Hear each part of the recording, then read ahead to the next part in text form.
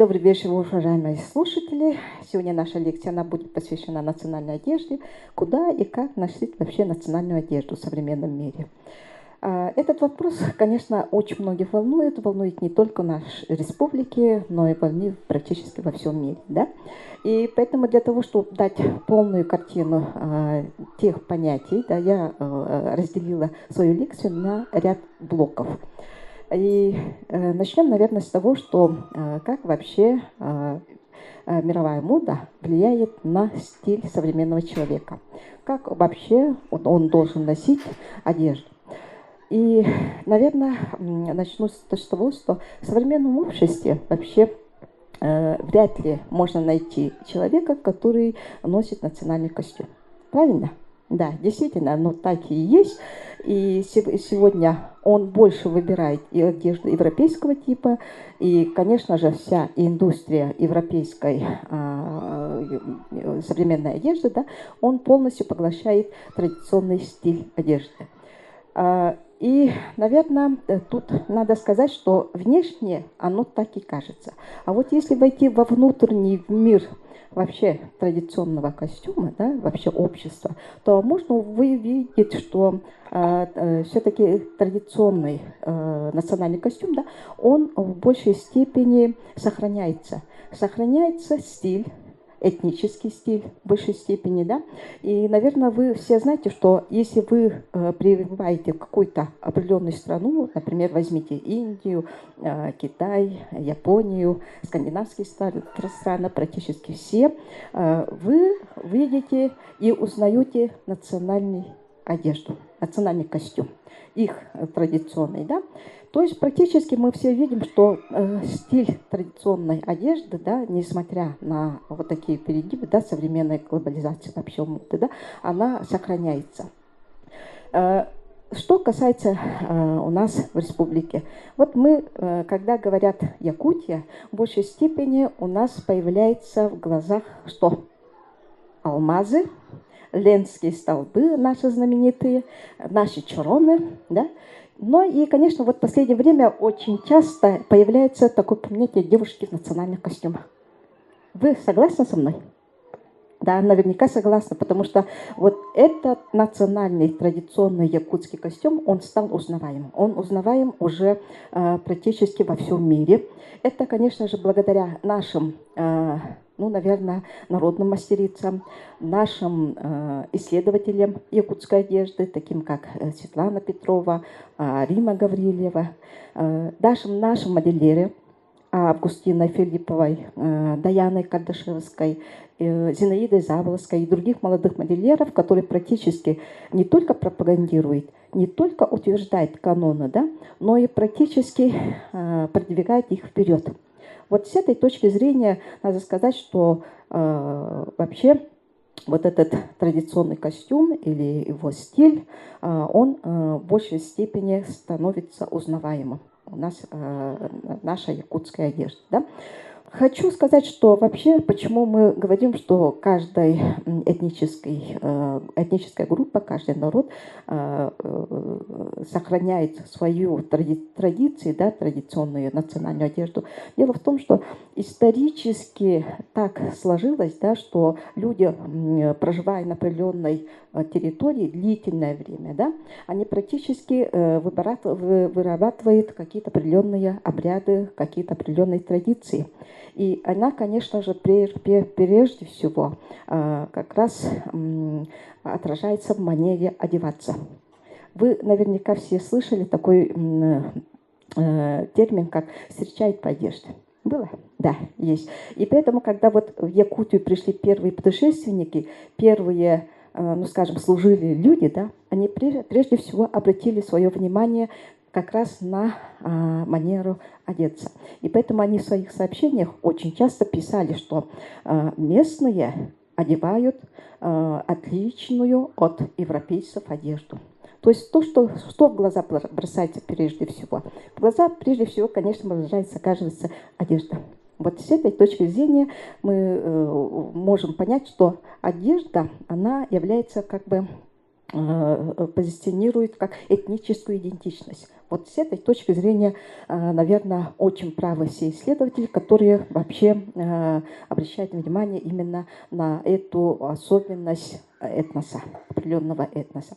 Что касается вот современного мира, да, сегодня у нас очень много, ну, как бы, есть так называемых модельеров, да, которые как раз выражают свою этническую, ну, скажем, элементы как раз вот в одежде. Конечно, я хочу сказать, что сегодня промышленность, она способствует этому, потому что очень много материалов появляется с изображением орнаментов, да, особенно якутских орнаментов, северной тематики и так далее. То есть практически мы можем, даже используя вот эти материалы, да, текстильной промышленности, да, можем использовать и для себя сделать какие-то определенные традиционные элементы в одежде. Вот. Ну и следующий вопрос, конечно, он очень... Для того, чтобы понять вообще, как бытует в современном мире традиционная одежда, да, надо, конечно, обратить внимание на понятия. Мы очень часто слышим, и каждый день, наверное, да, употребляем слово «одежда», «костюм». Чем же они отличаются друг от друга? Они, конечно, очень близки, но они не идентичны. Потому что одежда сама по себе, она, ну, как бы определяет некую материальную функцию костюма или платья. А вот костюм, он в большей степени, наверное, ну, как бы выражает особый вот такой, ну, скажем, склад именно образа. Поэтому в данном случае вот эти два понятия. Но если мы добавим к этим нашим повседневным бытовым словам, терминам, да, слова традиционные, то получается уже совершенно другой окрас и совершенно другое восприятие вот этого понятия. И вы наверняка очень часто слышите сегодня такие понятия, как национальный костюм, традиционный костюм, этнический костюм, сценический, там, ну и, конечно же, очень много фольклорный и так далее, да. И для того, чтобы дать, я бы хотела дать понятие вот этим, чем же они отличаются, потому что они, с одной стороны, очень близки, вот эти понятия, а с другой стороны, у них есть особые отличительные черты. Да? Что такое национальная одежда? Национальная одежда – понятие чаще мы всего употребляем, когда хотим акцентировать отличие костюма от одной этнической группы от другой. Вот в этом плане. Почему? Потому что национальная одежда в большей степени она бытует в этнической среде.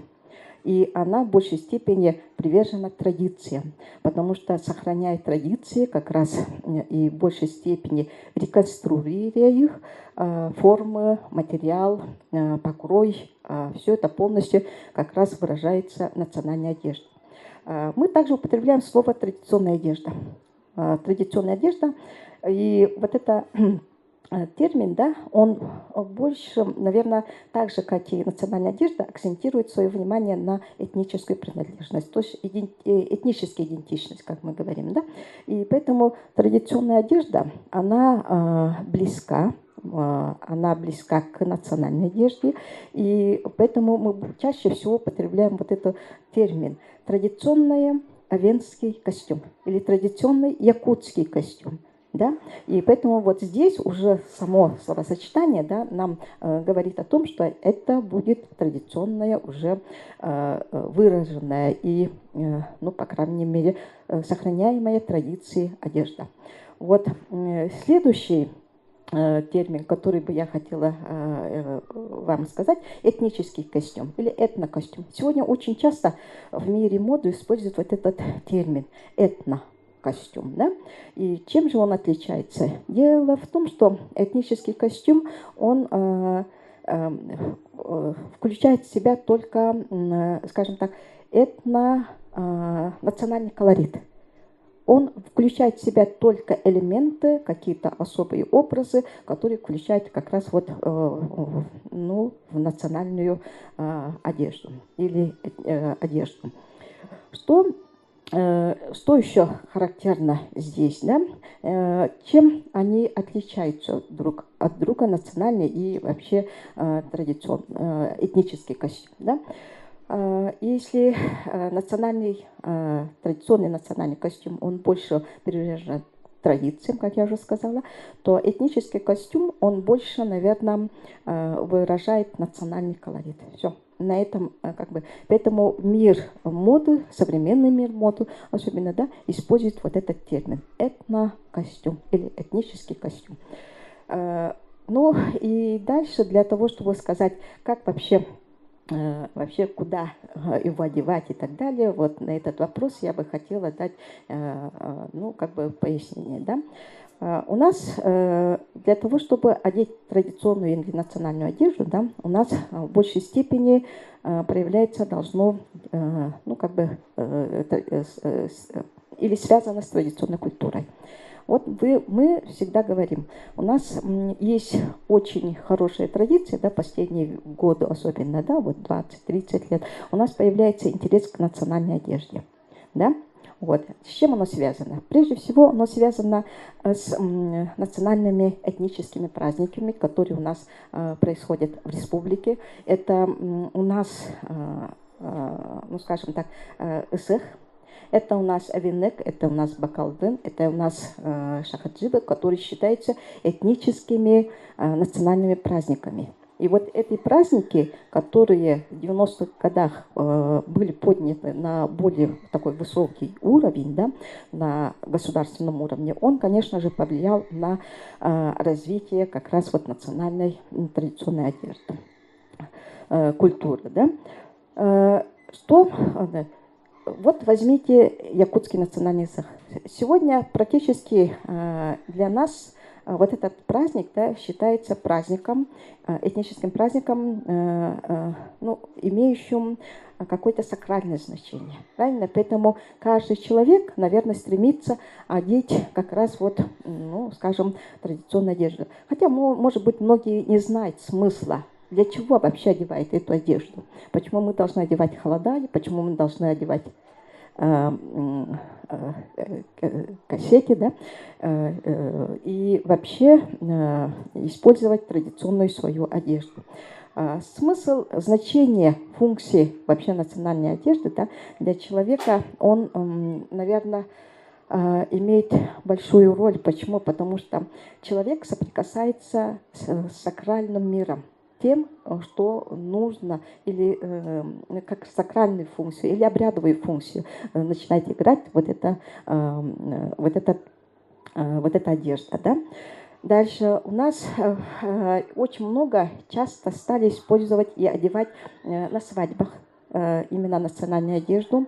Молодые люди, для любого человека свадьба – это новая жизнь, это новый этап для человека, да, поэтому он уважая традиции своего народа, отдавая дань уважения, да, он практически предпочитает и одевает, особенно первой его части, официальной части, да, как раз вот национальную одежду.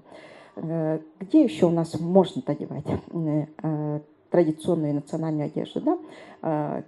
Обычно на торжествах, на юбилеях, практически последние десятилетия стало очень модным приходить на юбилеи, на какие-то торжества, семейные торжества, да, как раз в национальных одеждах.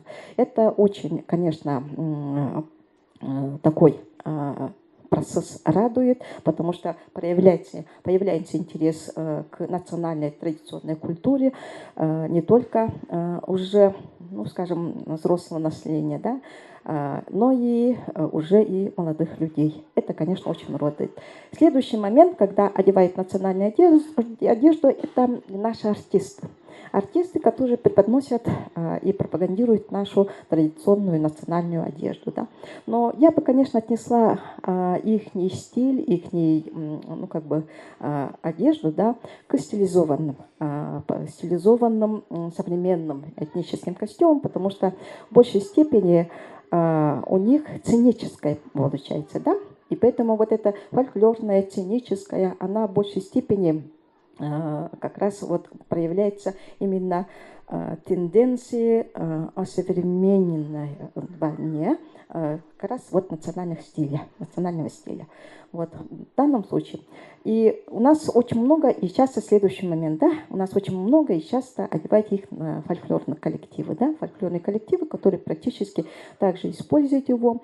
И в свое время даже у меня был вопрос, который задал один из моих знакомых, да, который сказал: а почему вы вообще должны наряжаться в национальную одежду?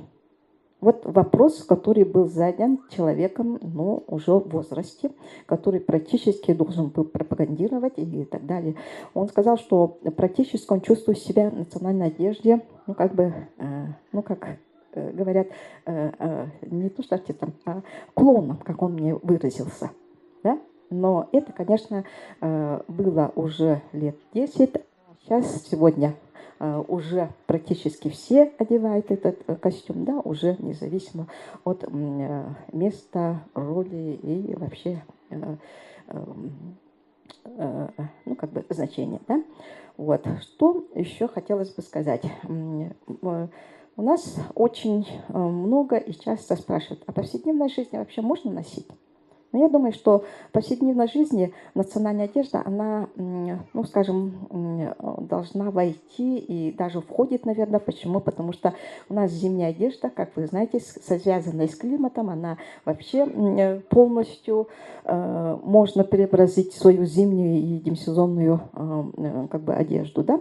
Полностью использовать национальный колорит и вообще и орнаменты, и символику, все, и те элементы, которые присутствуют. Да? Поэтому вот в этом плане, конечно, очень интересно, что у нас сегодня ателье и вообще современные модельеры, да, они очень широко используют орнаменты. Очень хорошие орнаменты. Даже был случай, когда в китайском рынке, да, помните, наверное, да,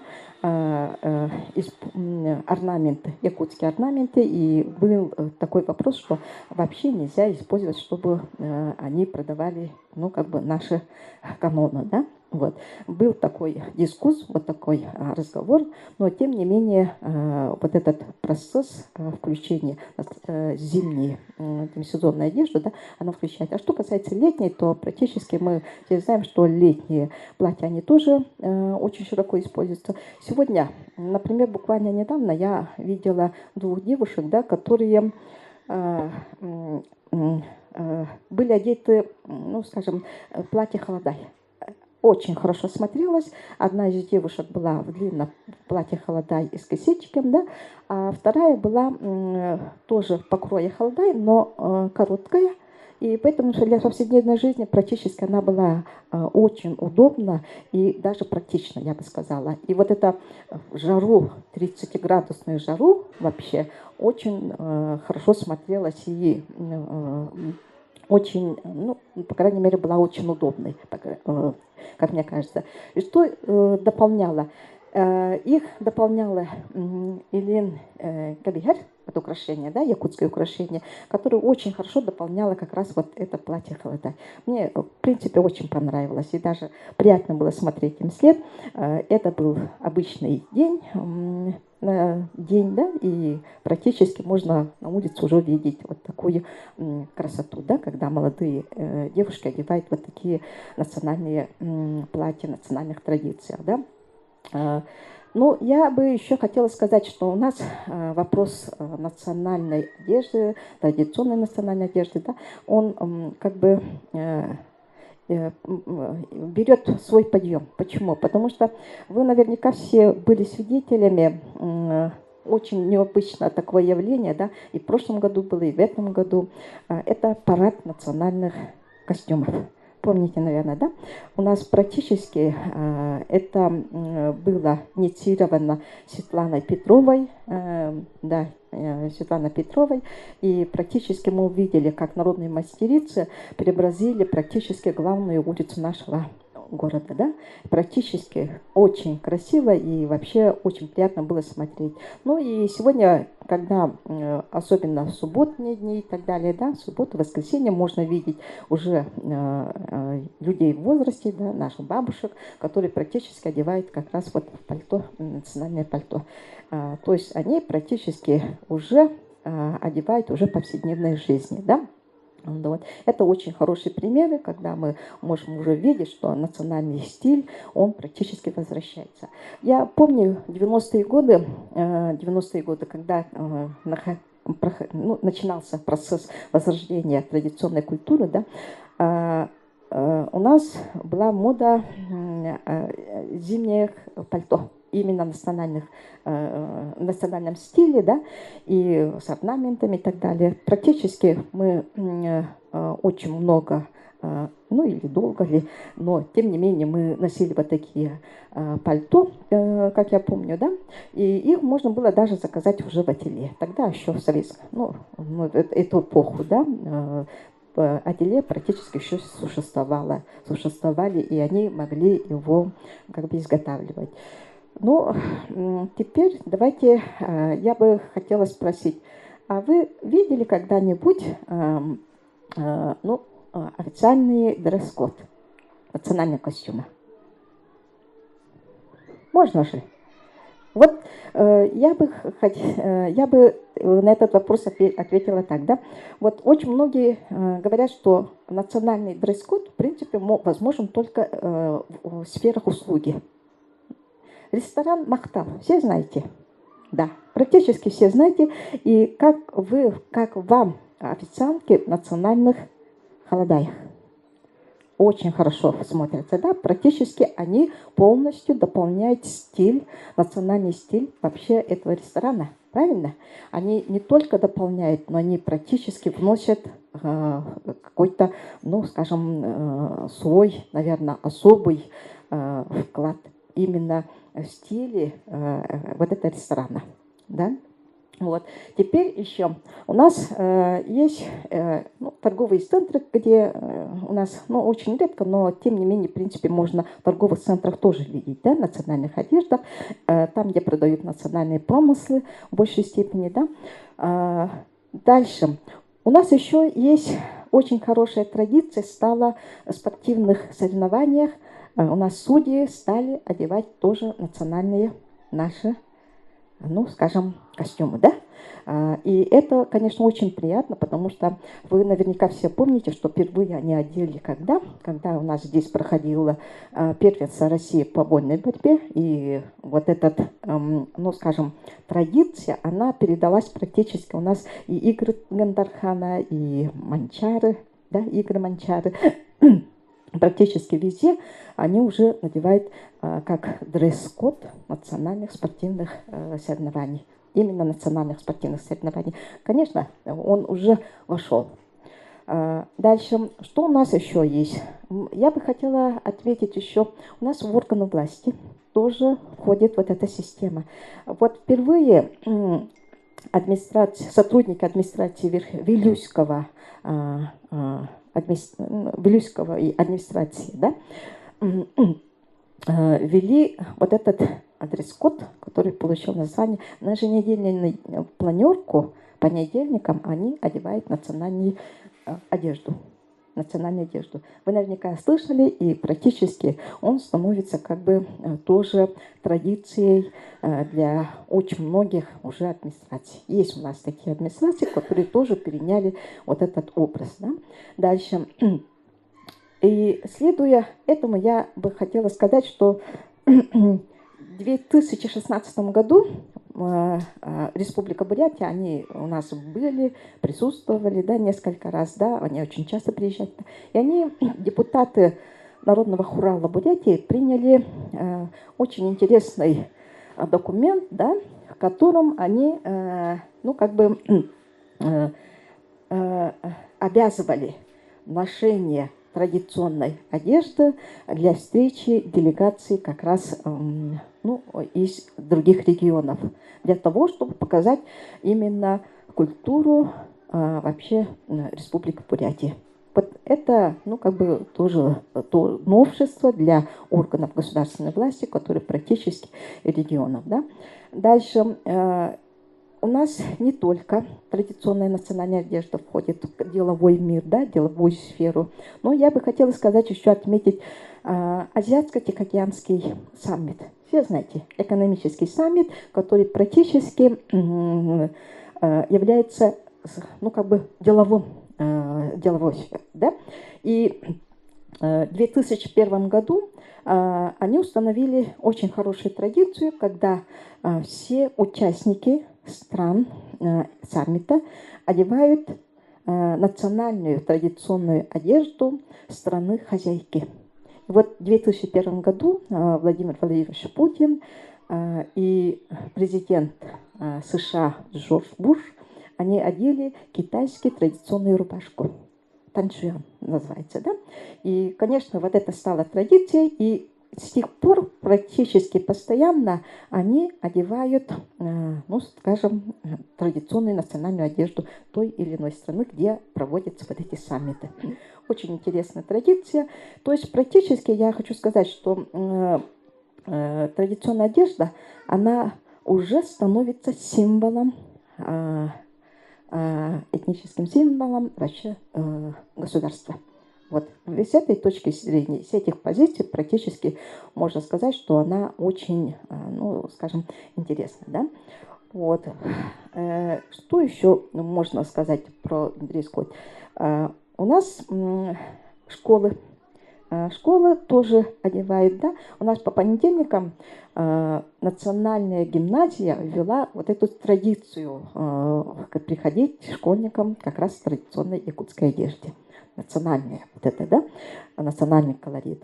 И, конечно, это очень интересно, да? И вот эта традиция, она прижилась, и практически сегодня мы видим учеников вот этой школы, да, которые практически не стесняясь, я не побоюсь сказать этого слова, да, одевают где бы то ни было свою национальную одежду. Почему? Потому что есть так называемый, ну, скажем, барьер, да, психологический барьер, когда человек, никогда не одевавший и так далее, не может практически носить свою национальную одежду, потому что он привык к европейской современной одежде, как все одевается, правильно? Вот с этой точки зрения, конечно, вот эта школа, которую вводят, национальные школы, да, которые вводят как раз вот эти элементы традиционной культуры, да, она очень помогает вообще ну, школьнику, будущему молодому человеку передает как раз вот этот страх, скажем так. Дальше у нас вот эта традиция школьная, да, она ну, скажем так, она продолжилась, да, она получила продолжение и в других школах. Например, у нас есть Юрюн-Хаинская школа Анабарского района. Это тоже специфичная школа, да, и школьники даже сами разработали школьную форму, в котором присутствуют долганские орнаменты, и они ввели их в галстуках, в жилетах и так далее. То есть практически они преобразили свою школьную форму, внеся вот такие традиционные орнаменты долганского народа. Ну и другие школы, которые практически тоже вносят вот такие традиции. Конечно, их только можно похвалить, потому что это связь с традицией народа, да, это связь вообще человека для того, чтобы понять, ну, скажем, и свою традиционную культуру своего народа. Ну и, конечно же, я бы хотела еще обратить внимание на то, что как у нас вообще молодежь сегодня одевается. Модно одевается. Вот это маленькое, емкое слово, которое практически может указать на направление сегодня современных модных тенденций. Потому что они одевают сегодня по-европейски, они одевают джинсы, там, футболки, балахоны и так далее. То есть практически ничем друг от друга они не отличаются. Да? То есть, но... Конечно, они больше выбирают вот этот свободный тип, европейский тип. Это, конечно, современным обществом, но так и может быть принято. Да? А вот как они относятся к национальной одежде? Вот с этой точки зрения, конечно, могу сказать, что большинство или половина молодежи, наверное, да, она не интересуется своей традиционной культурой.